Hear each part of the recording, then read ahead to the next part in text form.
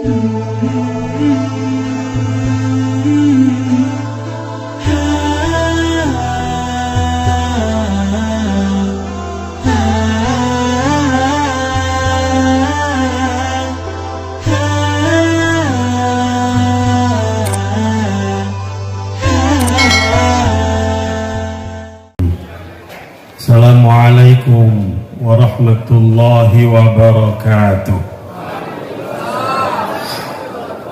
Alhamdulillah wa syukrulillah, wassalatu wassalamu ala maulana rasulillah wa ala alihi wa sahbihi wa man wala wa la hawla wa la quwata illa billah. Qala Allah ta'ala fil Qur'anil Karim, a'udzu billahi minasy syaithanir rajim. Kuntum khaira ummatin ukhrijat linnas ta'muruna bil ma'ruf wa tanhauna 'anil munkar. Wa qala Rasulullah sallallahu alaihi wasallam, khairun nas anfa'uhum linnas. Shadaqallahul azim wa sadaqa rasuluhul amin. Al-mukarramun, para alim ulama, pada tuan guru, pada sesepuh masyarakat, wabil khusus pimpinan pondok pesantren Al-Latifiyah, Akhil Al-Aziz, Bapak Bupati Lombok Tengah 2 periode, Tuan Guru Haji Muhammad Suhaili Fadil Thohir, yang saya muliakan para alumni, para abituren Pondok Pesantren At-Tahiriyah Al-Fadiliyah Bodak, hadirin hadirat jamaah yang tiang muliakan. Hadir di sini ada pejabat sipil TNI dan Polri, dan ada Kepala Desa Sikur. Kita bersyukur kepada Allah SWT atas betapa banyak limpahan rahmat dan karunia-Nya. Ungkapan rasa syukur itu bukan hanya dengan kita melafazkan kalimat Alhamdulillahi Rabbil Alamin, tetapi lebih dari itu adalah dengan meningkatkan iman dan takwa kita kehadirat Allah SWT. Kehadiran kita di sini juga sebagai manifestasi dari peningkatan iman dan takwa itu. Kita hadir di majelis yang mulia, majelis ilmu, majelis muzakarah, majelis silaturahim, sebagai wujud rasa syukur atas nikmat dan karunia yang telah diberikan oleh Allah SWT kepada kita. Salawat dan salam semoga terlimpah kepada junjungan kita Nabi Allah Muhammad sallallahu alaihi wasallam, pada keluarga beliau, sahabat beliau, sampai dengan kita umatnya sekalian hingga akhir zaman. Tuan Guru, ini acara tiang yang kedua. Masih ada beberapa acara lagi, karena itu mohon maaf tidak bisa mengikuti sampai akhir karena waktu kita bagi-bagi. Tadi di Mambendaya, Pondok Pesantren Sirajul Ulum, sekarang di Pondok Pesantren Al-Latifiyah. Ada beberapa pesan yang ingin tiang sampaikan kepada hadirin hadirat masyarakat Kabupaten Lombok Timur khususnya. Yang pertama adalah kondisi Lombok Timur pada hari ini di masa pandemi COVID-19 ini, alhamdulillah, Lombok Timur satu-satunya kabupaten di Provinsi NTB yang berada pada level 1, alhamdulillah. Yang lain level 2, level 3, warnanya kuning. Hanya Lombok Timur, Pak Tuan Guru, yang berwarna hijau, alhamdulillah. Meskipun penduduknya banyak, lebih banyak dari Lombok Tengah. Kenapa banyak? Ya ripus-ripus dengan Lombok Timur. Semama ya genem-genem. Apalagi mati listrik, jadi malah. Dedek semati listriknya, makin duit mereka ngurisang. Tadi malam saya ngurisan di Masjid Pancor, Tuan Guru, 125 orang kanak beci, berderet sampai pegel 5 dia ngetok. Jadi kondisi COVID Lombok Timur, meskipun klaster Delta sudah kita anggap hilang, tapi sekarang datang Omikron, ibunya Delta yang datang, Umi sebutannya coba. Mudah-mudahan tidak disusul dengan bapaknya Abu Kron. Hanya 62 orang yang dirawat, tidak ada yang dirawat di rumah sakit, semuanya isolasi mandiri di rumah masing-masing. Kemarin terkonfirmasi tambahannya 10 orang, tapi yang sembuh 22 orang, alhamdulillah. Ada 2 cara kita mengatasi ini, Bapak Ibu sekalian. Yang pertama adalah dengan vaksin. Kondisi vaksin di Lombok Timur yang dosis 1 sudah 96%, dosis 2 74%, dosis 3 baru 4%, yang booster itu baru 4%. Sampai menjelang besok tanggal 20 ketika ada MotoGP di Mandalika, itu tempatnya Pak Tuan Guru Suhail, itu kita harus semua 100%. Makanya lamunara masih di sini yang belum vaksin, silakan datangi puskesmas kita vaksin. Datanya direkam, datanya tercatat, dikirim ke pusat. Kalau sudah 100%, alhamdulillah. Ada daerah lain yang sudah 100%, Mataram itu 100%, tapi yang disuntik cuma karubalah 1.000 manusia. Kita 900.000 manusia yang harus baru 100%. Itu KSB sudah 100%, tapi penduduknya hanya 125.000. Yang disuntik hanya 90.000. Di Lombok Timur 1 kecamatan selesai sejelo itu. Insya Allah. Cara yang kedua adalah dengan melaksanakan protokol kesehatan yang ketat. Yang selaku pimpinan daerah Lombok Timur menyampaikan ucapan terima kasih yang tulus kepada segenap masyarakat Lombok Timur, terutama sekali pada sesepuh, para tokoh masyarakat yang membantu pemerintah memasyarakatkan protokol kesehatan ini dengan baik, serta vaksin itu dengan baik. Oleh karena itu, jika Bapak Ibu sekalian belum ada yang divaksin, anak-anak kita juga belum ada yang divaksin, di komplek pondok pesantren ini belum ada divaksin, insya Allah kita akan datangi untuk melaksanakan vaksin massal. Protokol kesehatan tetap. Saya melihat duit dengan pagah-pagah, termasuk di sini-sini ini sekarang banyak yang pagah-pagah. Ada 2 kategori Bapak Ibu sekalian terhadap sikap kita terhadap COVID-19 ini. Yang pertama adalah ada orang yang ekstrim, sangat takut dengan wabah ini. Dia tidak bisa kemana-mana, ngerep luar dari Bali, karena takut bersentuhan dengan orang, takut salaman dengan orang, takut bergaul dengan orang, takut, semuanya takut. Diam-diam ngerep dari Bali. Tetapi ada juga orang yang pagah benar, ala COVID ini kan makhluk Allah. Kita juga makhluk Allah, biar COVID ini kita kakan dia. Katanya begitu. Ekstrim, keras. Tidak pernah pakai masker, tidak pernah mau disuntik vaksin. Semua mau tidak. Pasrah kepada Allah SWT. Kita harus berada pada ummatan wasatan di tengah-tengah. Takut itu ya takut, perlu kita takut. Tetapi jangan takut yang berlebihan. Takut yang berlebihan itulah yang orang yang tidak bisa kemana-mana, ngerep balik. Nah, kita alhamdulillah datang ke masjid sekarang ini. Ketika zaman COVID dulu, jamaahnya dijauhkan, dijarangkan, padahal imam mengatakan rapat, luruskan shaf. Sekarang imam hanya mengatakan luruskan shaf, tidak mengatakan rapatkan shaf. Tapi tidak juga mengatakan jarangkan shaf. Ya, kita yang maha paham lah jamaah ini. Tidak terlalu rapat, tapi juga tidak terlalu renggang.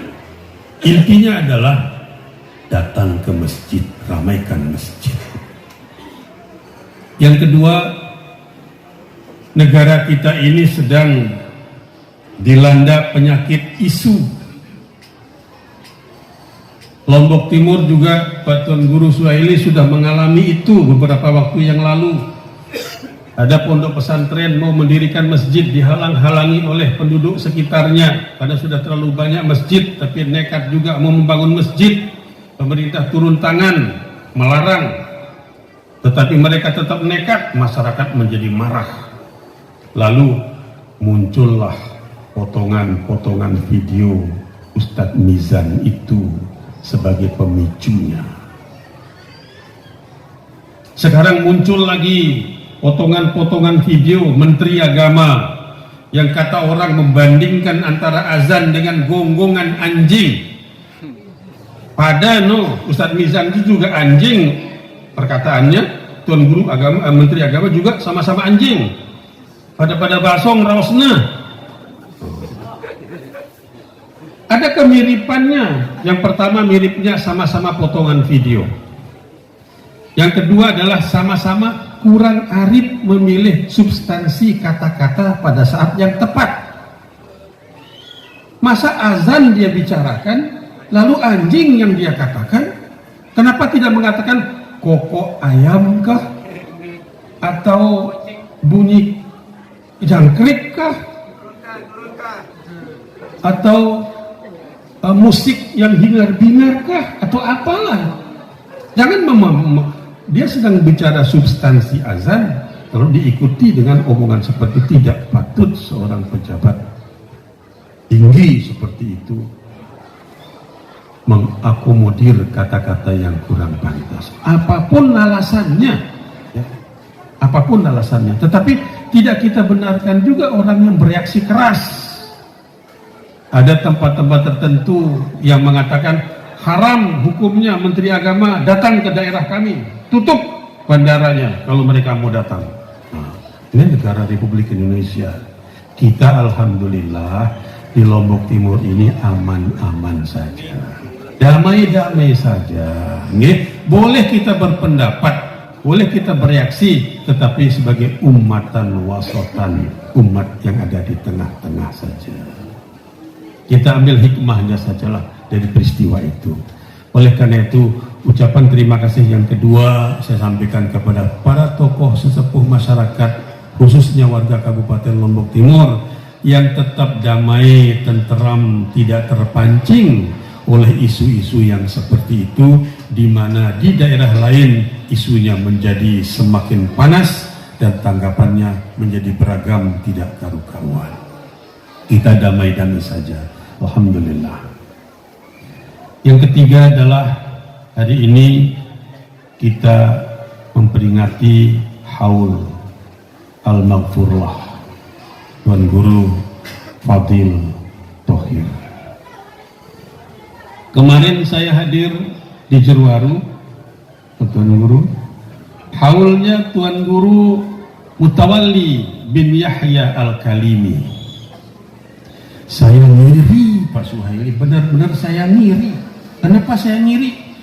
Tuan Guru itu banyak anaknya, banyak yang mendoakan dia. Anak saya cuma 3, tambah menantu 6, punya cucu sekarang 4, jadi ada 10 doakan saya. Tuan Guru Mutawalli itu putranya 40, 9 kali menikah, cucunya 215, cicitnya tidak tahu berapa hitungannya.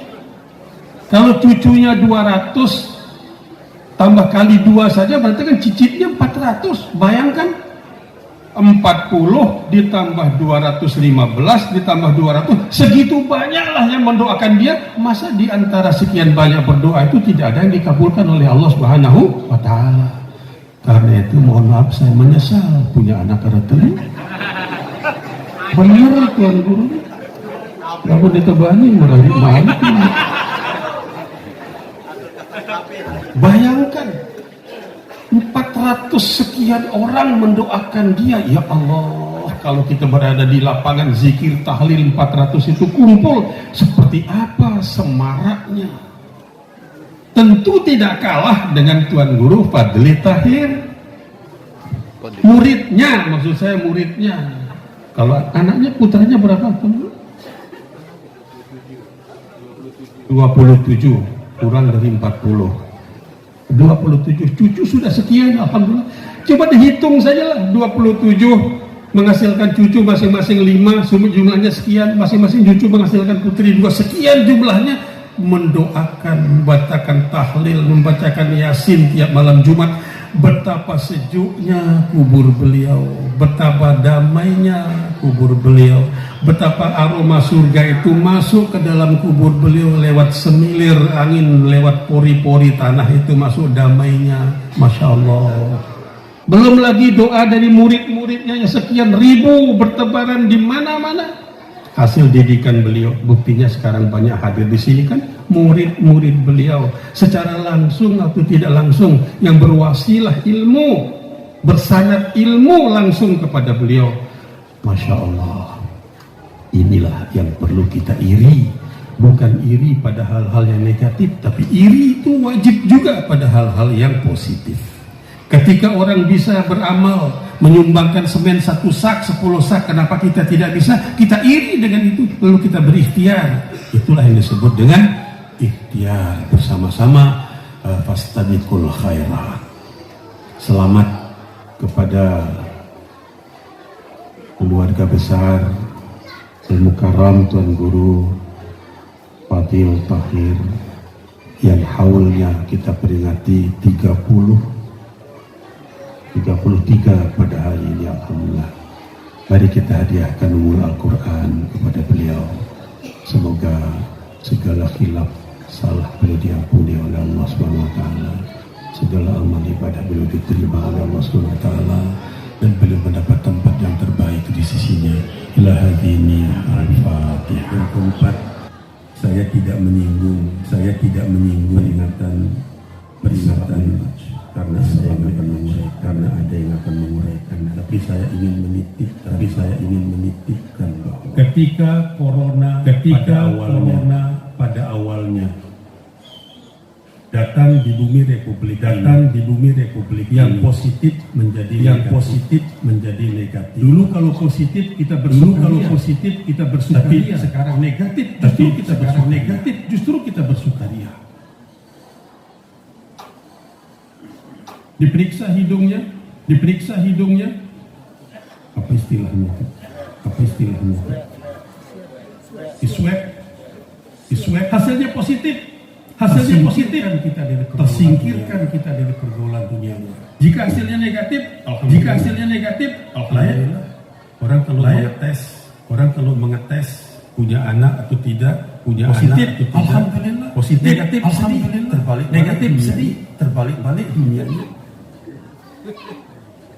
Kita dilarang berkerumun, harus menggunakan masker, kita menggunakan masker. Marasan pisah negaranya. Bosan, saya bosan. Bapak yang tidak pakai helm ini, saya juga bosan. Tapi itulah aturan protokol kesehatan ini begitu. Ketika COVID datang, kita dilarang berdekatan berkerumun. Masjid menjadi lengan. Jumatan berjarak. Kapasitasnya dikurangi. Sekarang alhamdulillah kita berada pada level 1. Kembalilah pada norma yang dulu.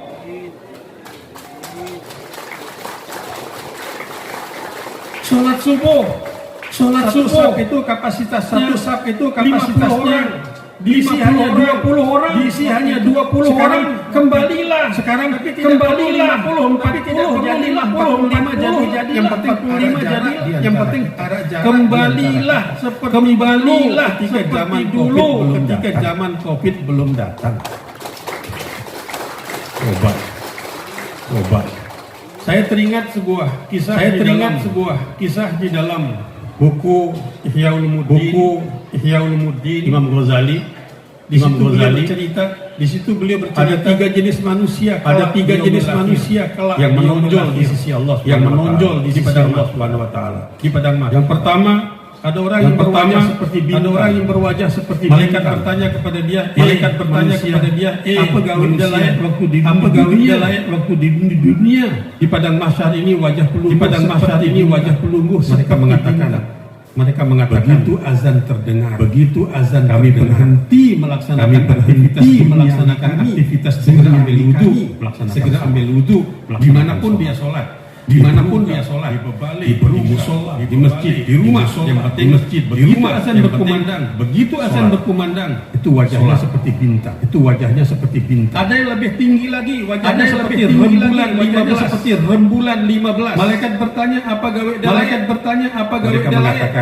Mereka mengatakan ketika azan berkumandang, kami sudah siap untuk melaksanakan sholat. Yang ngeder le bangket, yang ngeder le bangket, mandi raus sebelum zuhur, mandi bersih badannya, sebelum azan berkumandang dia sudah siap. Azan berkumandang dia sudah siap di musola di tengah sawahnya, di musola di tengah sawahnya, di bebaliknya.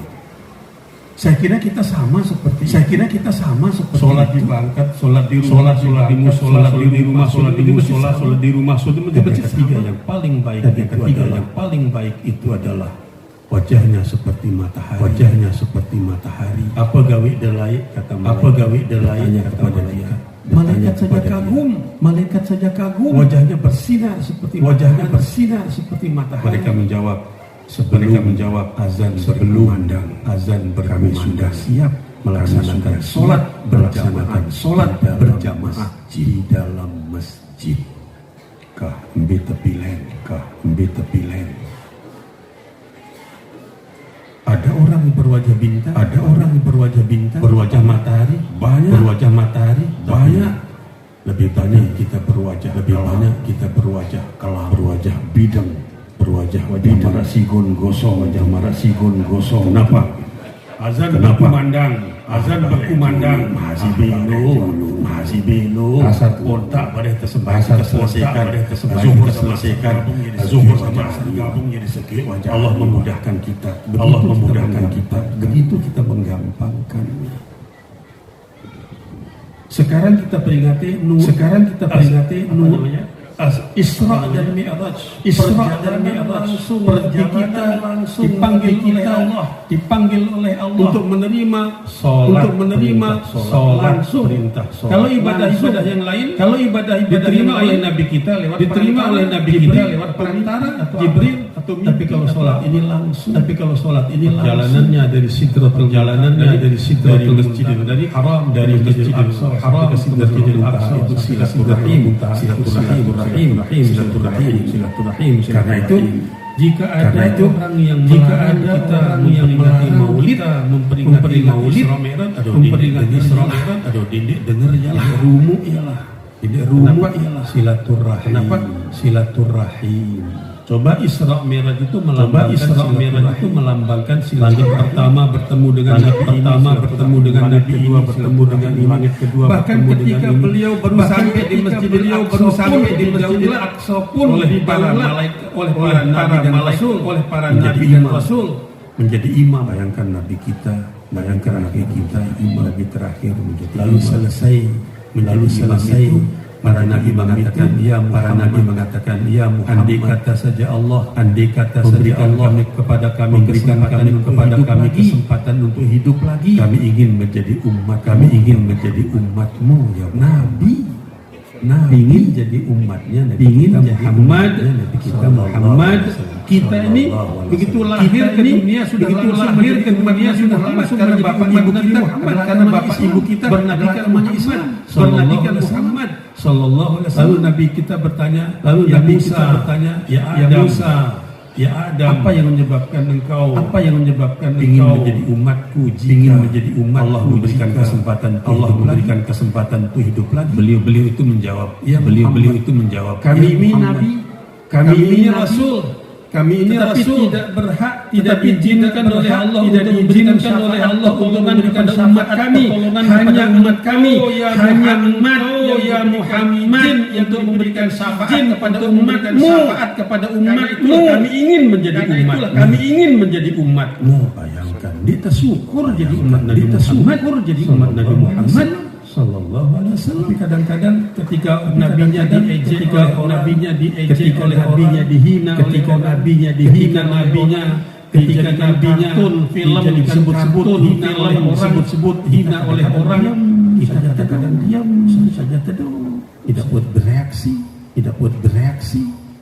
Itulah itulah selemah-lemah iman, selemah-lemah yang paling baik itu yang paling biadih itu reaksi kita. Fa illam yastati fabilisani, berkomentar kita, menulis kita, fa biqalbi, paling tidak dengan hati. Saya tidak terima penghinaan hati kita. Itu pada hati kita, itu imanlah itu selemah-lemah imanlah itu jatuhnya. Karena itulah tiang Bapak Ibu sekalian, mari kita kembali sebelum corona ini. Ramaikan masjid kita dengan sholat. Semoga Allah Subhanahu wa menjadikan kita umat Muhammad yang kelak dipanggil oleh Rasulullah dalam keadaan husnul. Dan ketika kita butuh syafaat, ketika kita butuh syafaat, beliau datang menolong kita maupun di siratal mustaqim. Amin ya rabbal alamin. Amin ya rabbal alamin. Kuncinya adalah ikuti ajaran Rasulullah sallallahu alaihi wasallam. Hadanallah. Jika ada tutur kata yang kurang berkenan, Allahul muwaffiq ila aqwamit thoriq. Assalamualaikum warahmatullahi wabarakatuh.